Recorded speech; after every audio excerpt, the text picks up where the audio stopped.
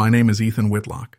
I'm a journalist from Atlanta, and this happened a few years back. It was the middle of the night, late enough that the streets were all but empty, and the only sound I could hear as I made my way to the station was the distant hum of a passing car. I was on my way to New Orleans, a work trip I'd been looking forward to more for the destination than the actual job. You see, New Orleans had always fascinated me. The rich history, the ghost stories, the music. But what I didn't know then was that this trip, this seemingly ordinary train ride, was going to twist that fascination into something far more sinister. I remember stepping onto the platform and glancing down the length of the train. It stretched endlessly, just rows of empty cars. The late hour probably had something to do with that. Most people were asleep in their beds, not waiting for a midnight ride to the heart of Louisiana. I boarded the last carriage. It was almost an instinct, a subconscious pull that led me there. At the time, I didn't question it. I just figured the last carriage would be quieter, and maybe I could get some sleep before arriving at my destination. The inside of the carriage felt strangely inviting at first.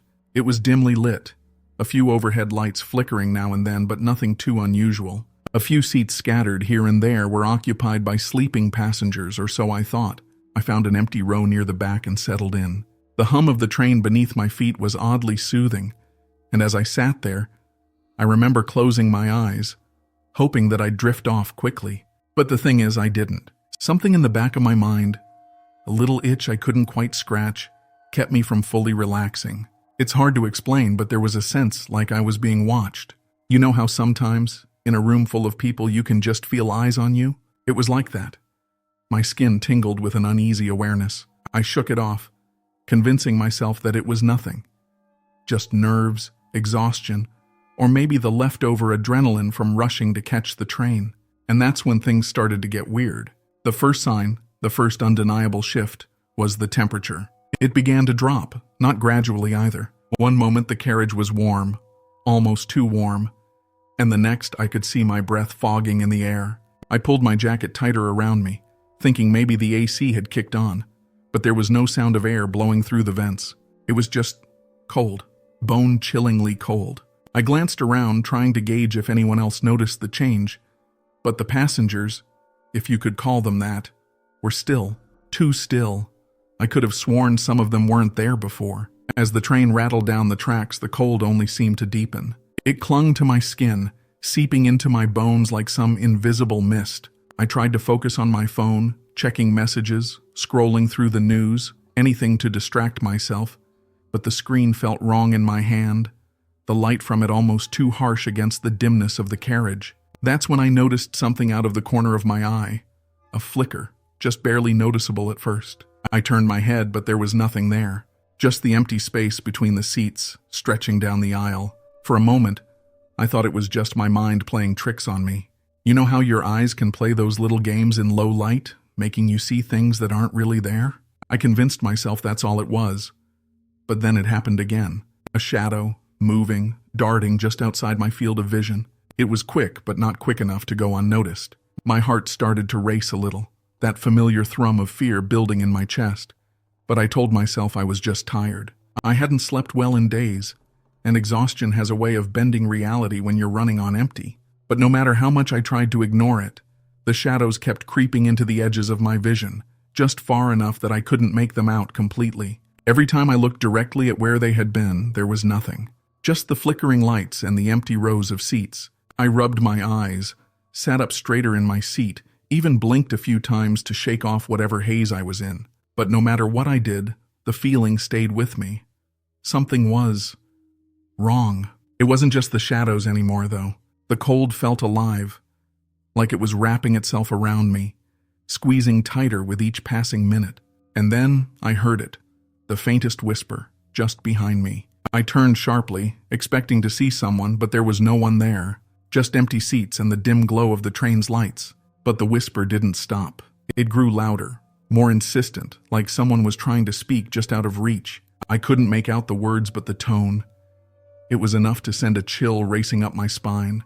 I tried to stand, thinking maybe I should move to another carriage, but something held me back. Not physically, but in my mind. like an invisible hand on my shoulder urging me to stay. I glanced down the aisle toward the door that connected to the next car, and for a split second, I thought I saw a figure standing there. But when I blinked, it was gone, and all I was left with was the growing sense of unease gnawing at the edges of my thoughts. It was at that moment I realized that no matter how much I tried to rationalize it, no matter how much I told myself it was just exhaustion, there was something wrong with this train, something deeply disturbingly wrong. The whispers weren't just whispers anymore. They were voices, low, murmuring, overlapping, like a conversation happening just outside of my hearing. Every time I thought I could catch a word, it would slip away, lost in the hum of the train and the faint clatter of the wheels on the tracks. But there was something darker behind the sound, something deliberate. It was like they knew I was listening, like they were waiting for me to understand. I stood up, determined now to leave that carriage and find some kind of answer. Maybe there was a conductor, someone who could explain why the air had turned frigid, why the shadows seemed to have a life of their own, and why those voices felt so suffocatingly close. I walked to the door at the front of the carriage and tried to open it, but it wouldn't budge. My heart skipped a beat. I tugged again, harder this time, but the door remained locked, the handle unmoving under my grip. A wave of panic started to rise in my chest. I turned around, my eyes scanning the carriage. The passengers, those few figures I had seen earlier, were still there. But now something had changed. They weren't just sitting anymore, they were watching. Pale, unmoving faces turned toward me, their eyes blank and cold. My breath caught in my throat. How had I not noticed them before? They were too still, too silent. I felt trapped. The cold, the whispers, the passengers. It all pressed in on me at once. I turned back to the door and slammed my fist against it, hoping, praying that someone in the next car would hear me. But the sound was swallowed by the oppressive quiet of the carriage. It was as if the train itself was trying to keep me there, contained in that frozen, eerie silence. I started to hear the whispers again, this time louder, as though they were coming from all around me. I spun back to face the passengers. They hadn't moved, not a single inch, but their eyes were different now. They seemed sharper, more focused. I could feel them boring into me as if they were waiting for something, waiting for me to make the wrong move. I backed away, my pulse pounding in my ears. The train rattled on, but it felt like we weren't moving at all, like we were suspended in some kind of dark, endless void. I looked down the length of the carriage again, hoping for some sign of escape, but all I could see were those blank faces, staring, waiting. The whispers surged, becoming almost unbearable now, like they were building towards something terrible. That's when I realized this wasn't just a malfunction or some weird late-night hallucination. This was something much worse. I was trapped in that carriage, not because the door was locked, but because whatever was on that train wanted me to stay. And then I saw them, the passengers, the ones who had been so still, so eerily quiet, were moving now, but not like normal people. It was slow, deliberate, like they were shifting in and out of focus, as if they were caught in the flickering light. They didn't get up from their seats, but they seemed to lean forward, their eyes locked on me, unblinking. Their skin was pale, almost translucent in the dim light. And their faces, God, their faces looked wrong, twisted somehow, like they weren't fully human anymore. The whispers grew louder, a cacophony of voices echoing around me, drowning out the sound of the train on the tracks. I stumbled back, my mind racing, trying to make sense of it all. But there was no sense. It was as if reality had slipped through my fingers, and I was standing on the edge of something vast and dark, something I couldn't understand. That's when I noticed the door at the back of the carriage. It hadn't been there before, I was sure of it. Or maybe it had, and I just hadn't seen it. Either way, it was open now, a thin sliver of darkness beyond it. I couldn't see where it led, but something in me, some primal, instinctual part of my brain, screamed at me to go, to run, to get as far away from those passengers as possible. But my feet wouldn't move. It was like I was frozen in place, paralyzed by fear, by the overwhelming sense that if I took one more step, if I walked through that door, I'd be lost forever. The passengers were still watching, their eyes glowing faintly in the dark, and I could feel their gaze like a physical weight pressing down on me. I don't know how long I stood there, caught between the whispers and the staring eyes and that beckoning door, but it felt like hours. Time didn't work the way it should in that carriage. Seconds stretched into minutes, minutes into eternity. And all the while those whispers drilled into my skull, filling my mind with thoughts that weren't my own. Finally, something inside me snapped. I bolted toward the door, desperate to escape, to get away from whatever this was. My hand reached for the handle, my fingers shaking, and as I pulled it open, a rush of cold air hit me like a wall. It wasn't just the temperature. It was the feeling that something was waiting for me on the other side. Something worse than what I had left behind.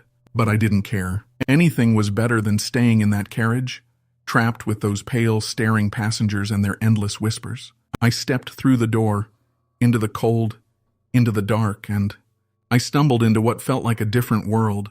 The air was thicker, heavier, and the darkness on the other side of that door was unlike anything I had ever experienced. It wasn't just the absence of light. It was a void, a complete erasure of everything familiar. The cold hit me harder now, cutting through my clothes, freezing my breath in my lungs. I couldn't see anything, not even my own hand in front of me, but I knew I wasn't alone. The whispers followed me, fainter now, but still there, like they were carried on the wind. And something else, footsteps, slow, deliberate, echoing through the emptiness, though I couldn't see where they were coming from. My heart pounded in my chest, and I turned back to the door I'd just come through, hoping to retreat, but it was gone. Just like that, the train, the carriage, the passengers, it had all disappeared, swallowed by the same darkness that surrounded me. I was alone, or at least I hoped I was, but the footsteps, they didn't stop. I spun around, trying to orient myself, trying to find something, anything, that made sense. But all I could hear were those footsteps growing closer. Every instinct in my body screamed at me to run, but where? There was nothing here. No walls, no floor, no sky, just that endless oppressive black. It was like I was floating, like the ground beneath me was barely there, and every step I took felt like it might be my last. Then, out of the darkness, I saw it. A figure. No, not a figure, a shape. Human-like, but wrong. Its limbs were too long, its body hunched and twisted, like it had been broken and reassembled. Its eyes were the worst part. Wide and glowing, fixed on me with an intensity that made my skin crawl. It didn't move at first, just stood there, watching me the way the passengers had, silent and still, except for those terrible eyes. But then it began to move, slowly, deliberately, like it was testing me, waiting to see what I would do. I backed away, my breath catching in my throat, but the thing just kept coming, inching closer with every heartbeat. I wanted to scream, to run, to do something, but my legs felt like lead, frozen in place by some invisible force. The whispers grew louder again, swirling around me, inside me, filling my head with thoughts that weren't mine. They told me to stay, to give in, to join them in the darkness. And for a moment, just a moment, I almost did. There was a strange pull to it, a sick kind of comfort in the idea of letting go, of slipping into that void and becoming part of whatever this was. But something in me resisted. I don't know what it was. Maybe survival instinct, maybe pure desperation. But I turned and ran. I ran blindly into the dark, away from the whispers, away from those glowing eyes, away from the thing that was now chasing me, its footsteps echoing louder, faster behind me. I could feel it gaining on me, the air growing colder, thicker, the whispers deafening in my ears. I didn't know where I was going. There was nowhere to go. But I kept running, hoping, praying for some kind of escape. And then I hit something solid. It wasn't a wall or a door, more like a barrier, invisible but impenetrable. My body slammed into it and I fell backward, gasping for air as the impact knocked the wind out of me. The footsteps stopped. The whispers quieted, but the cold remained, biting into my skin, making every breath feel like ice shards tearing through my lungs. I scrambled to my feet, pressing my hands against the invisible barrier, desperate to find a way through. But there was nothing. No give, no cracks, no escape. I was trapped, and then I heard it. Right behind me, so close I could feel its breath on the back of my neck. The figure had stopped just a few feet away, its glowing eyes burning into me, watching as I struggled. It didn't speak, but I could feel its presence inside my mind, crawling through my thoughts, feeding on my fear. The whispers started up again, soft at first, then louder, more insistent, as if they were pushing me toward something, some inevitable conclusion. I turned slowly, my back pressed against the barrier, and faced it. The thing, the creature, whatever it was, loomed over me, its twisted form almost too much for my brain to process. It didn't move, but its eyes, those terrible glowing eyes, seemed to pull me in, like they were drawing me into the void. My thoughts scattered, slipping away from me, and I felt that same pull again, the urge to give in, to let the darkness take me. But then, out of nowhere, a voice, my own voice maybe, or something deeper, screamed in my head, "Fight it." I don't know where the strength came from, but I forced myself to move. I pressed my hands harder against the barrier, and suddenly there was a shift. Not in the barrier itself, but in the space around me. Like the very air had bent, warped.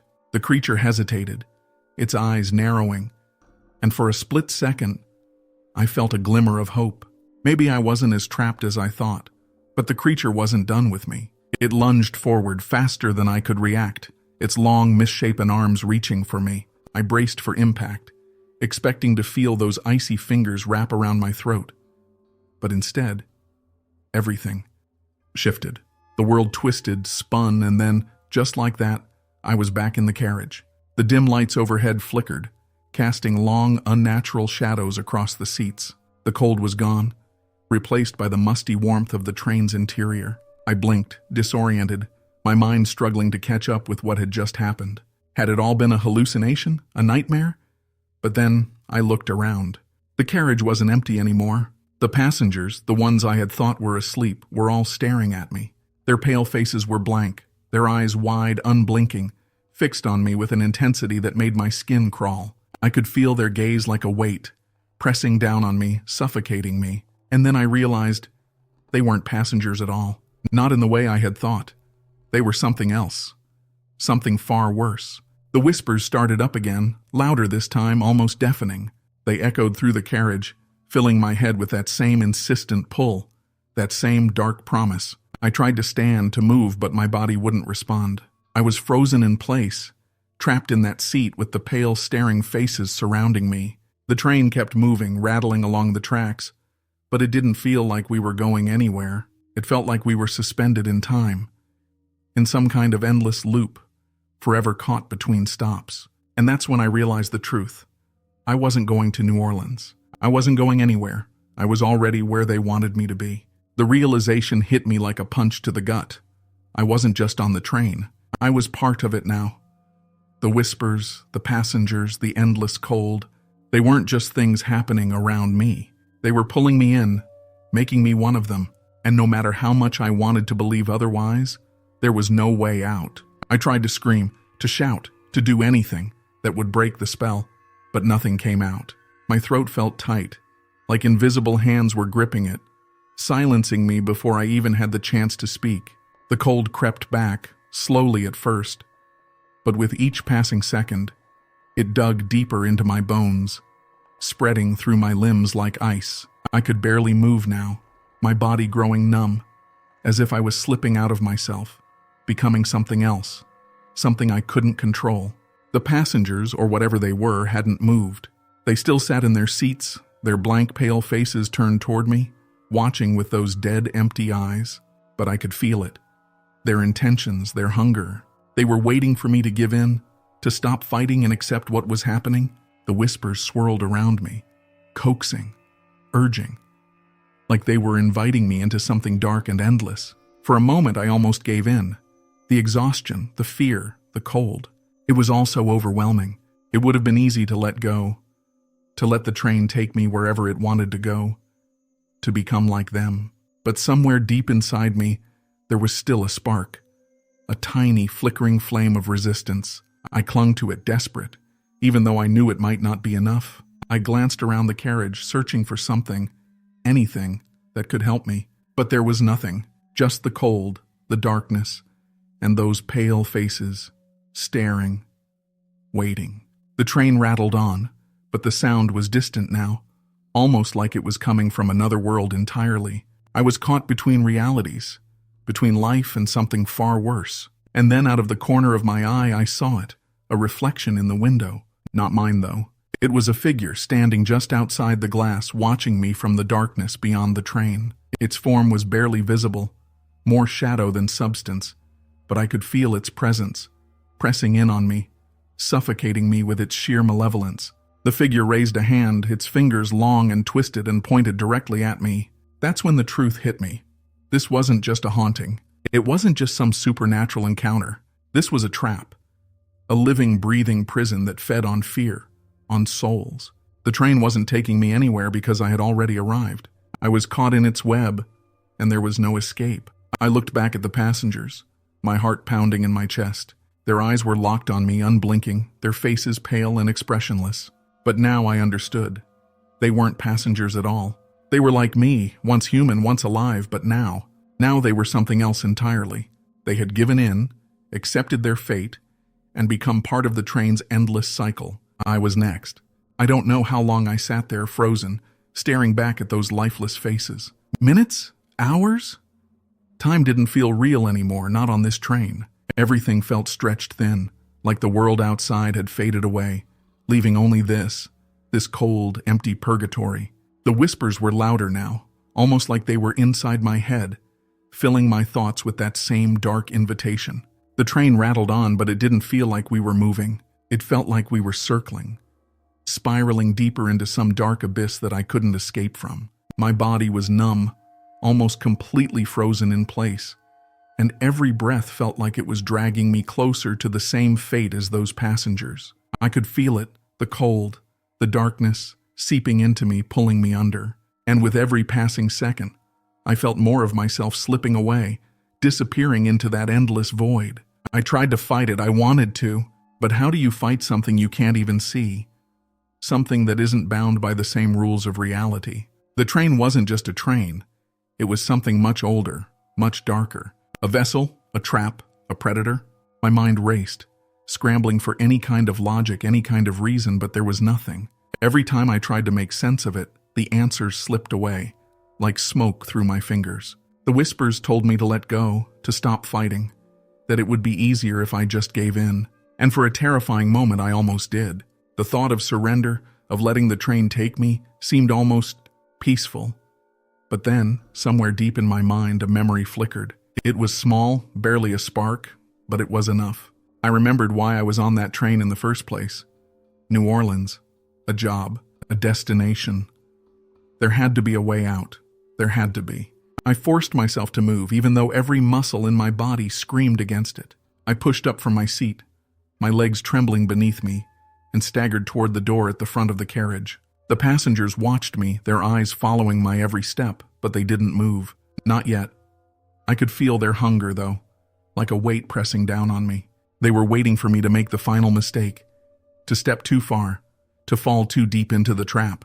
My hand reached for the door, but the moment my fingers touched the handle, the cold surged through me, paralyzing me with fear. It wasn't just the physical cold, though. It was the realization that whatever was on the other side of that door might be worse than what was inside the carriage. I hesitated. The whispers grew louder, their voices overlapping, urging me to stay, to let go. The train rattled beneath my feet, and for a split second I thought about turning back, about giving in. But then I heard it, a voice, not from the whispers, not from the passengers, but from somewhere deep inside me. It was faint, but it was enough to break through the fog of fear. It told me to move, to run. I yanked the door open, and the rush of cold air hit me like a wall. Beyond the door was the same black void I had seen before. No tracks, no sky, just endless darkness. But something was different this time. There was a light, faint but visible, far off in the distance. I stepped forward into the dark, and everything around me shifted. The train, the cold, the oppressive whispers, they all vanished, swallowed by the darkness. For a moment there was nothing. No sound, no sensation, just the vast empty void stretching out in every direction. But I kept moving, driven by that faint light in the distance, even though every instinct screamed at me to stop, to turn back. The air here felt thick, almost like walking through water, each step heavier than the last. My legs ached, my body felt drained, but I couldn't stop. I knew if I stopped, I'd be lost in this darkness forever. The light flickered, just a pinprick on the horizon, but it was the only thing I could hold on to. As I walked, I began to feel something else, an awareness, like I wasn't alone in this void. The cold crept back, slower this time, like it was stalking me, waiting for me to falter, and the whispers. They returned, quieter now but persistent. They slithered through the darkness, curling around me, trying to pull me back to that cursed train. I ignored them. I had to. My only focus was on that light ahead, even though I didn't know what it was, or if it would even lead me out of this nightmare. But I had no other choice. Every step felt like a battle, every inch a struggle against the weight of whatever force was trying to drag me down. The pale faces of the passengers haunted the edges of my mind, their dead eyes staring, waiting for me to give up. I pushed forward. Time didn't seem to exist here. Minutes felt like hours and hours like days. But eventually the light grew brighter, closer, and with it, a faint sense of hope. Maybe this was the way out. Maybe I'd finally escape this twisted nightmare. But as I neared the light, something changed. The whispers grew louder, more frantic, as if they knew I was close to escaping. The cold surged back with a vengeance, wrapping itself around me, clawing at my skin, trying to pull me back into the void. I stumbled, my legs giving out beneath me, and for a terrifying moment I thought it was over. That's when I saw it. The figure. The same shadowy shape from before, but now it was clearer, more defined. It stood between me and the light, its twisted form blocking my path. Its eyes glowed with that same unnatural light, and I could feel its malice radiating toward me. The whispers rose to a deafening roar, urging me to stop, to turn back, to give in. My mind was reeling, the weight of the darkness pressing down on me, suffocating me. The figure took a step closer, its movements slow and deliberate, like it was savoring my fear. I wanted to scream, to run, but my body wouldn't respond. I was frozen, paralyzed by the sheer terror of what stood before me. The light behind it flickered, dimming, as if it too was being swallowed by the void. And then, the figure spoke. Its voice wasn't a whisper. It was deeper, more guttural, like it came from some place far beyond this world. It echoed in my mind, shaking the very core of my being. "You don't belong here," it said, its eyes boring into mine. "But you cannot leave." I tried to move, to run toward the light, but the figure stepped forward, blocking my way completely. The cold was unbearable now, seeping into my bones, into my very soul. I felt myself slipping, my grip on reality loosening, the darkness pulling me deeper. But then, just as everything seemed lost, the light behind the figure flared, bright and blinding. The figure recoiled, its form flickering, as if the light was burning it. For a brief moment the weight lifted, the cold receded, and I could move again. I ran. I didn't look back. I didn't listen to the whispers. I just ran toward the light, toward the only thing that felt real. My legs burned, my lungs ached, but I pushed forward, desperate to escape the darkness, desperate to outrun the thing that had nearly taken me. And then, just as suddenly as it had begun, it was over. I stumbled, falling to my knees, gasping for air as the light enveloped me. The darkness was gone, replaced by a warmth that felt almost foreign after everything I'd endured. The whispers were silent. The cold was gone. I was free. Or at least, that's what I thought. When I finally looked up, I realized I wasn't back in the world I knew. The light had led me somewhere else, somewhere wrong.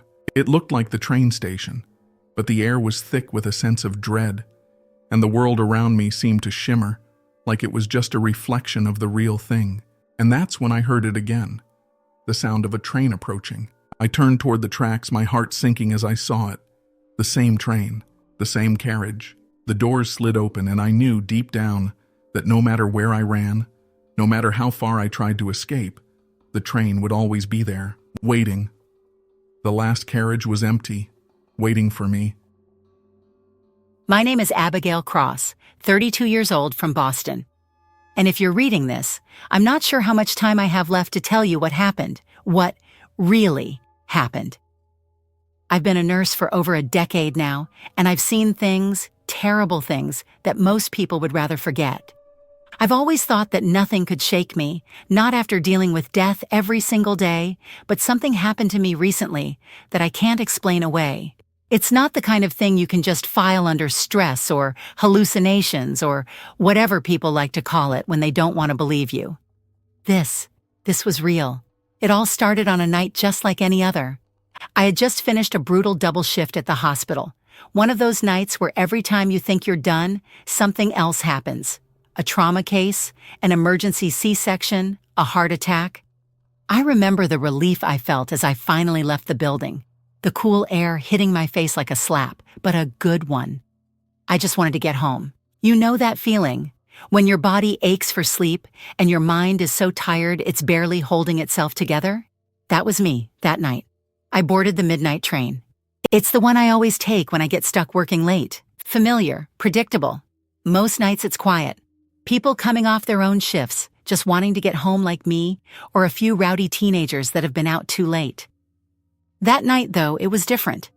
As soon as I stepped on, I noticed how empty it was. Not just quiet, empty. Maybe it was because it was late, or maybe I was too exhausted to care. But I remember a weird sense of comfort in the emptiness. You know how sometimes you crave solitude after being surrounded by people all day? I thought it was one of those moments. I found a seat by the window, tucked into my corner, and settled in. I should have felt safe. I should have let myself relax. I wish I hadn't. The train rattled on as it usually does, the rhythmic clatter of the wheels on the tracks oddly soothing. I was about to close my eyes when we hit this tunnel, one I'd never noticed before. It was so dark, like the kind of darkness that swallows sound, where even the lights inside the train couldn't quite push back the shadows. That's when it happened. The lights flickered. At first, I didn't think much of it. It's an old train, after all, and flickering lights aren't exactly unheard of. But there was something about the way they did it, so sudden, almost violent, that jolted me awake, pulling me out of that hazy half-sleep I'd been slipping into. When they stabilized again, everything seemed wrong. The air felt thicker, like the kind of humidity you get right before a storm, but we were underground, in a tunnel. And then I saw him, the conductor. He was standing at the far end of the car, just staring at me. At first, I thought maybe he was just doing his rounds, checking tickets or something, but there was something off. His uniform looked a little too neat, too pristine, like it hadn't seen a day's work in years. And that smile. God, that smile. It was too wide, too forced, like someone had told him to smile, but forgot to show him how a human smile is supposed to look. I remember looking away, trying to shake it off. Maybe I was just tired, too tired to make sense of anything. That's what I told myself. But when I glanced back, he was closer. Not walking, not moving in any way I could see, just closer. And his smile, wider, too wide. It felt like his face couldn't possibly hold that kind of expression without breaking. I shifted in my seat, suddenly feeling this prickling sensation crawling up my spine. You know that feeling when you're being watched? That's what it was. Only it wasn't just the conductor. It was the whole train. Everything felt like it was looking at me, even though it was empty. The hum of the train, the flickering lights, the way the shadows seemed to dance in the corners of my vision. It all felt wrong, like something was about to happen, something I wasn't prepared for. I tried to dismiss it, shaking my head and staring down at my phone, pretending I didn't notice. Maybe I was just seeing things. Long shifts can do that, mess with your head. But the thing is, when I looked up again, he was closer still. Each time I looked up, the conductor was closer, inching toward me in a way that defied logic. I never saw him move. It was like I'd blink, and he'd be 5, 10 feet nearer, that eerie grin plastered across his face, stretching wider than before. I couldn't make sense of it, and honestly, I didn't want to. Every instinct in my body told me to get out, to move, to run. But where could I go? The car was still empty, or at least it seemed empty. But now, in the back of my mind, I started to wonder, were the other passengers really gone? Or were they hiding? Or worse, were they watching too? I felt this cold sweat start to form at the base of my neck, and suddenly, the air in the train felt stifling, like it was pressing in on me, suffocating me. I stood up, figuring I'd move to another car, maybe get away from that smile, that thing that was slowly creeping toward me. But when I did, I looked around, and the other passengers, well, there were other passengers now. I hadn't seen them before. They were all sitting perfectly still, their faces blank, their eyes open, but vacant. They weren't looking at me or at anything, really, just staring straight ahead as if they were there, but not there at all. I started to feel dizzy, my pulse quickening as I tried to get their attention. I waved my hand in front of a man's face, but nothing, no reaction. It was like he didn't even know I existed. Panic started rising in my chest. Something was terribly wrong. I could feel it in my bones, that primal fear, the kind that tells you that whatever's happening isn't normal and you need to get out before it's too late. I turned back to the conductor, hoping, maybe, to snap myself out of whatever this was, but now he was only a few feet away. His face was so close, so impossibly close, that I could see every wrinkle, every pore on his skin, except his eyes. His eyes were dark, like black pits that swallowed everything around them, pulling you in, threatening to drown you. That smile, still there, stretched impossibly wide, was starting to twist into something else, something grotesque, almost inhuman. I tried to speak, to say something, anything, but the words died in my throat. It was like he was draining the air from the car, suffocating me with that grin. By the time he was only a few feet away, I could barely breathe. My chest tightened, and it felt like the walls of the train were closing in on me. I had to get out of there. I didn't care where, I just needed to escape. But when I reached for the door, my fingers brushed cold metal. It wouldn't budge. I tried again, harder this time, pulling with all the strength I had left, but it was like the door was welded shut. The other passengers sat there, unmoving, their faces still blank, still vacant, like mannequins frozen in place. I banged on the windows, desperate for someone, anyone, outside the train to notice. But as we sped past station after station, not once did the train stop, and not once did anyone so much as glance in my direction. It was like I didn't exist outside that train, like I was trapped in some nightmare that refused to end. And the conductor, he was closer now, close enough that I could smell him, that awful scent of decay, of something rotting beneath the surface. His smile had twisted into a sneer, his teeth sharp, almost too sharp, glinting under the flickering lights. He reached out, his hand cold and clammy, and I knew I had to do something, anything, to get away. I bolted down the aisle, my feet pounding against the floor, but every door I tried was locked, every window sealed tight. I screamed for help, but my voice felt hollow, swallowed by the thick air around me. The train kept speeding forward, faster now, hurtling into the unknown, and no matter how hard I ran, it felt like I was getting nowhere. Like the train had become an endless maze, a loop with no way out. The passengers' faces started to change, subtly at first, but then more and more grotesque. Their eyes glazed over, their mouths slightly open, as if they were frozen mid-breath. One of them turned its head, just slightly, but enough for me to see that vacant stare land directly on me. It was then that I realized they weren't alive, at least not in any way I understood. I stumbled back, my legs weak, my heart pounding in my ears. I could feel the conductor's laughter vibrating through the air, cold and mocking. He was enjoying this, I could tell. This wasn't just some sick game, it was something worse. The next thing I knew, I was cornered. There was nowhere left to run. The conductor stood just a few feet away, his grin now so wide that it looked like his face was splitting apart. His eyes, if you could even call them eyes, were two endless voids, and I felt myself being pulled into them, like gravity itself had shifted. I couldn't move, I couldn't breathe. It was like the very air in the car had turned against me, suffocating me, trapping me with this thing that wore a human face. I banged on the windows again, harder this time, my hands trembling, my voice hoarse from screaming. But no one outside could hear me. It was like the world had forgotten I existed, and this train wasn't stopping. We sped past stations, dark and empty, as if the entire city had vanished. The rhythmic sound of the wheels against the track was no longer comforting. It was a countdown, ticking away the last moments of my sanity. I tried to get the attention of the other passengers, but they were no longer just lifeless. They were watching me now. Their heads turned slowly, their eyes following me with a dull, vacant hunger that made my skin crawl. I felt like prey, like I was being hunted, and they were just waiting for the right moment to strike.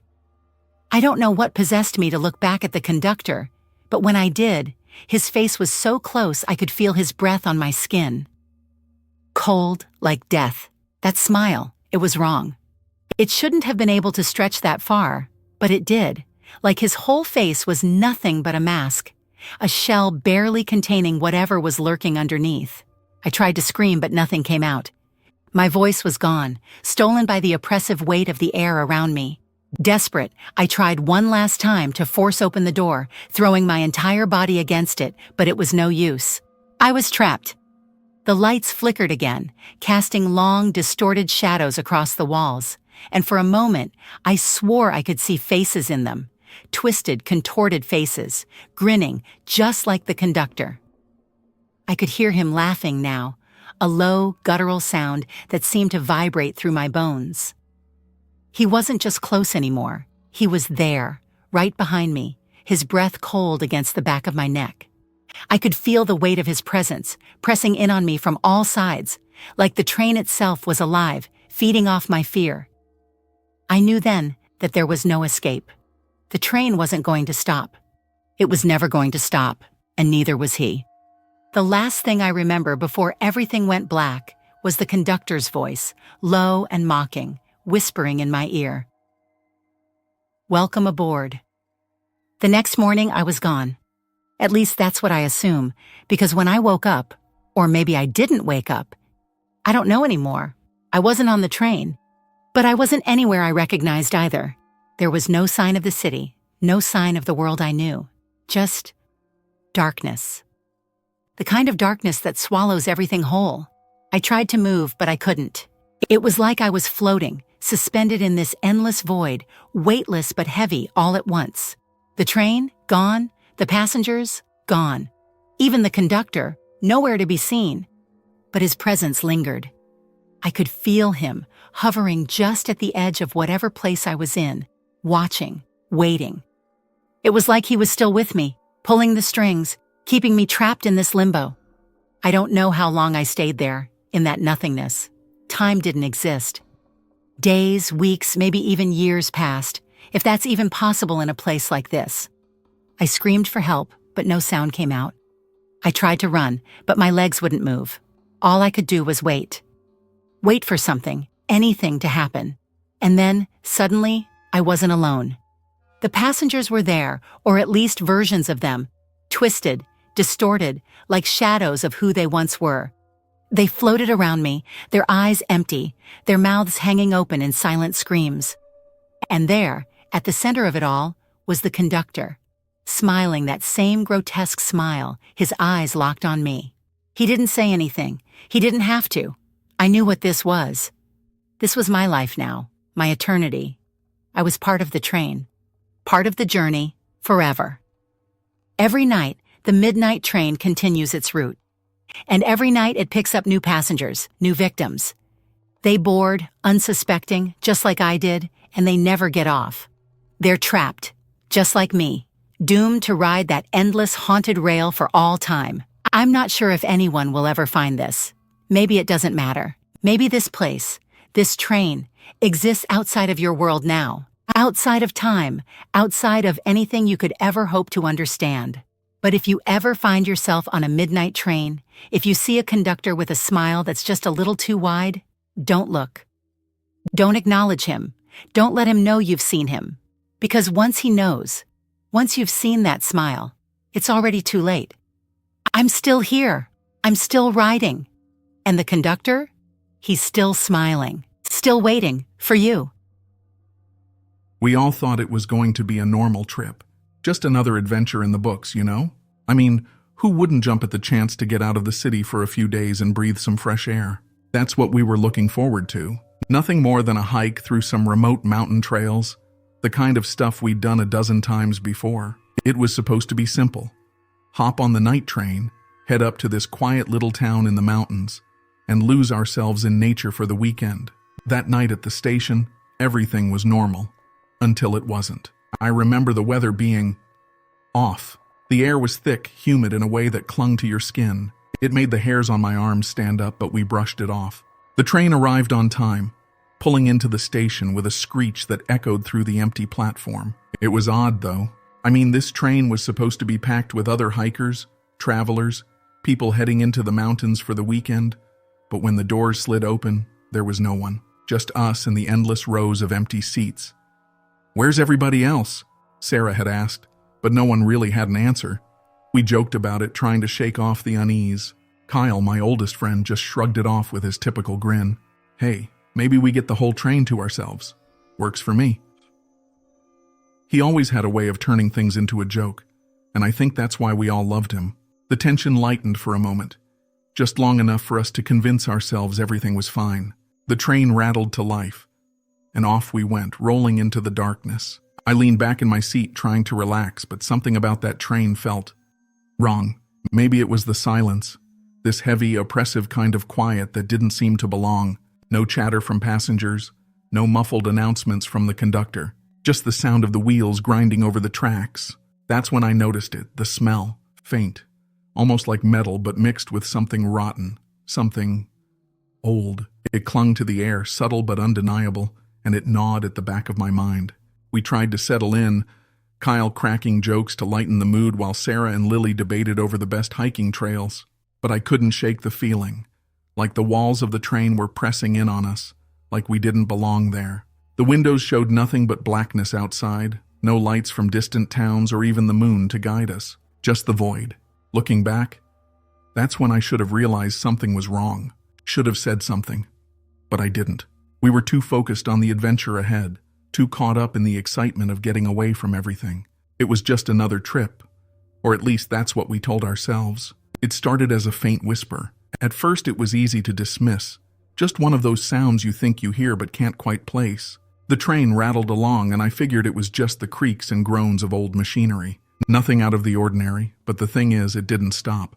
The whispering kept on, low, almost like it was just beneath the surface of the noise around us. I caught myself glancing over at Sarah, wondering if she heard it too, but she seemed lost in her own thoughts, staring blankly out the window into the nothingness.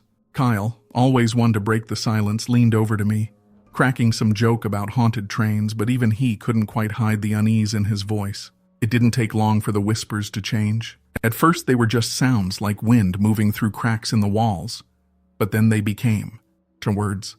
And those words, God, they were so familiar. It wasn't until Kyle stood up, head tilted, listening, that I realized what I was hearing. It was my name. Faint, barely a breath, but clear as day. James, over and over, like someone trying to get my attention but not wanting to be seen. I wasn't the only one hearing it either. I saw Lily stiffen in her seat, her fingers gripping the armrest, her eyes wide, darting from side to side. Did you? She whispered, but her voice trailed off. She didn't need to finish the sentence. We all heard it. Names one by one echoing through the train car and voices we knew all too well. Voices of people we hadn't seen in years. People who weren't alive anymore.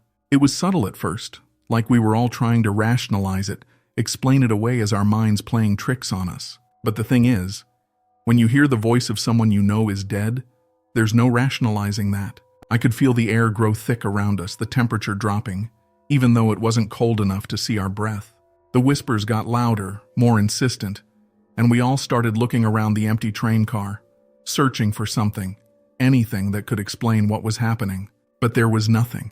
Just the darkened windows and the endless stretch of empty seats. Kyle, always the bold one, stood up scanning the car. It's got to be the wind or something, right? I mean, this train is ancient. Probably 100 little cracks in the walls letting in all kinds of noise. But his voice faltered, and I could see the doubt in his eyes. He didn't believe it. None of us did. And that's when Sarah spoke up, her voice trembling in a way I had never heard before. That voice, it sounded like my brother. Her words hung in the air like a thick fog, wrapping around us, and for a long moment, no one said anything. Her brother had died 2 years ago. The whispers didn't stop.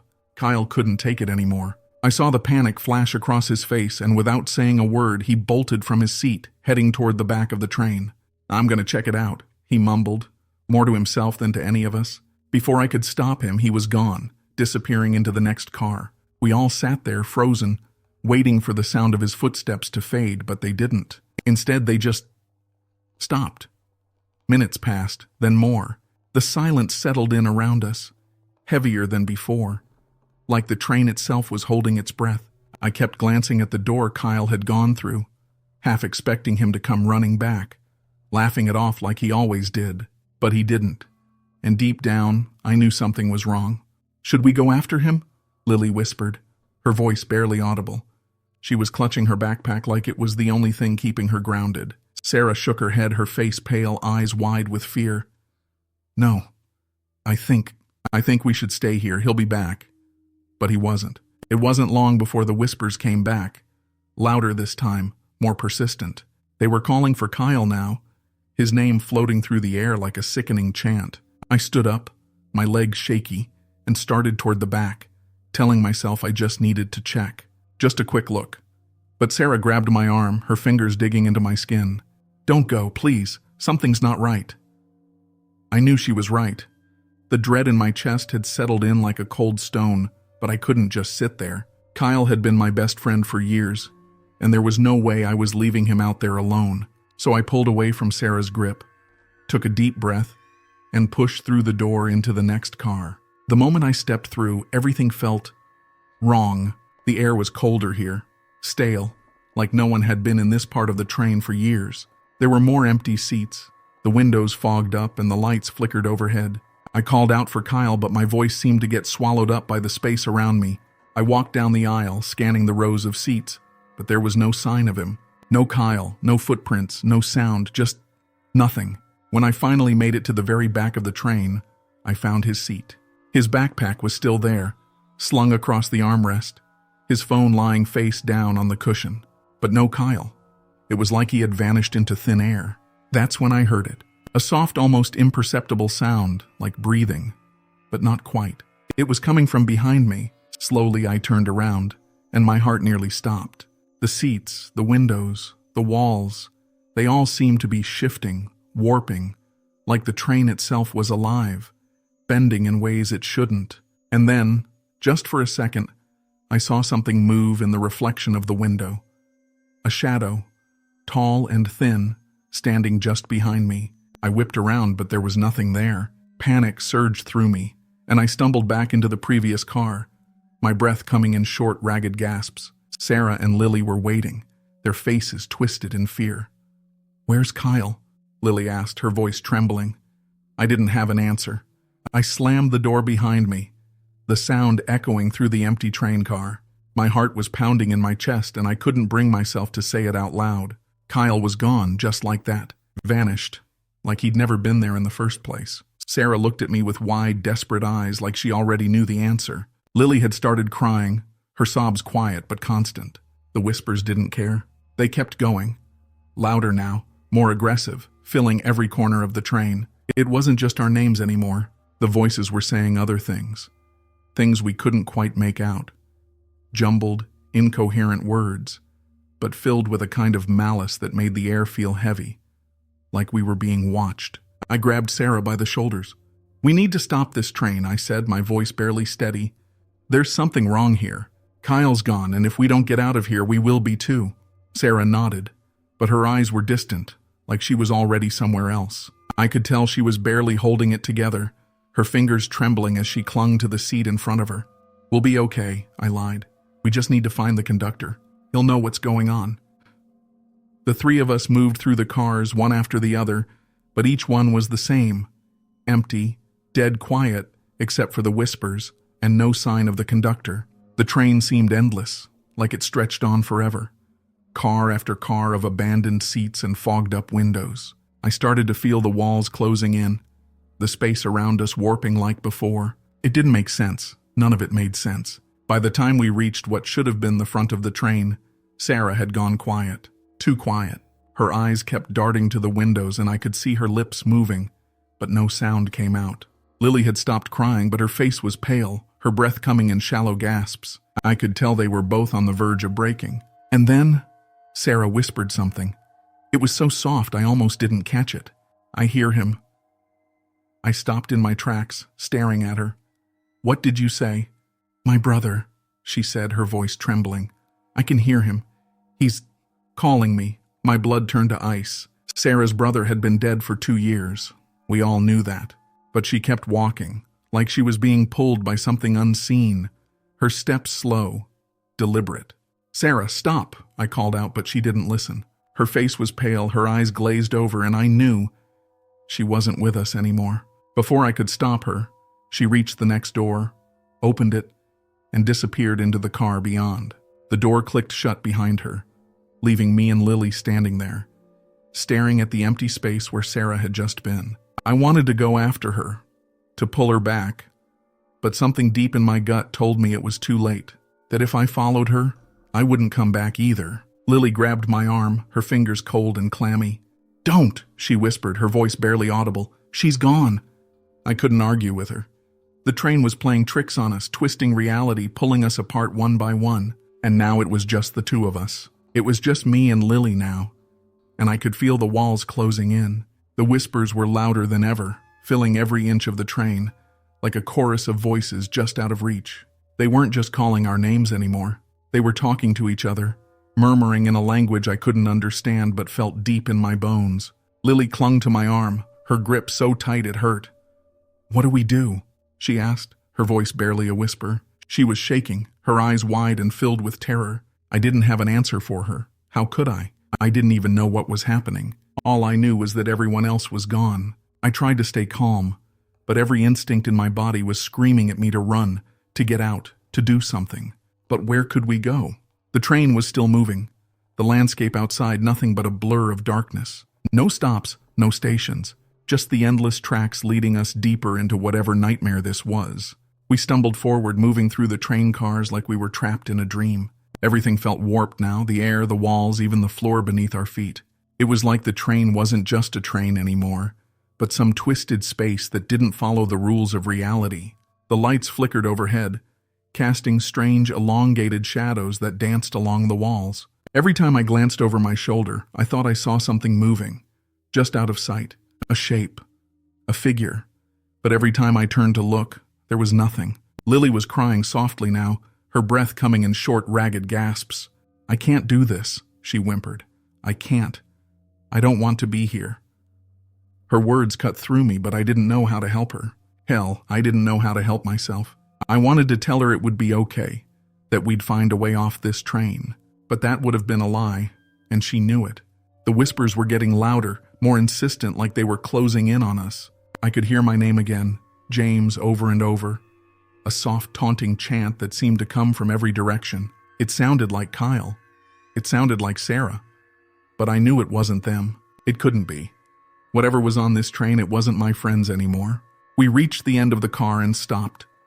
There was nowhere else to go.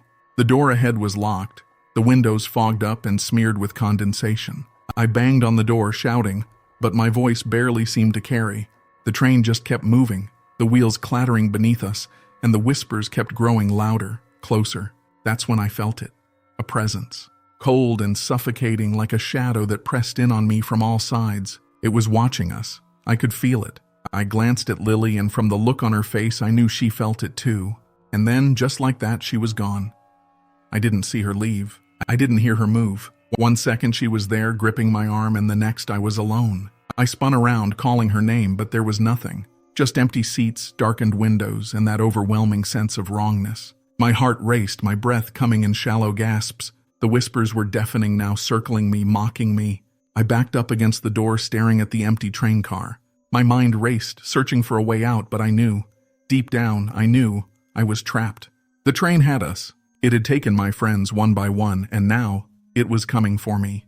The walls seemed to close in, the space around me warping and twisting like a nightmare I couldn't wake up from. The voices were all around me now, a cacophony of names and half-formed words, and in the midst of it all, I heard my own voice, calling out to me, "James, James." I sank to the floor, pressing my hands over my ears, trying to block it out.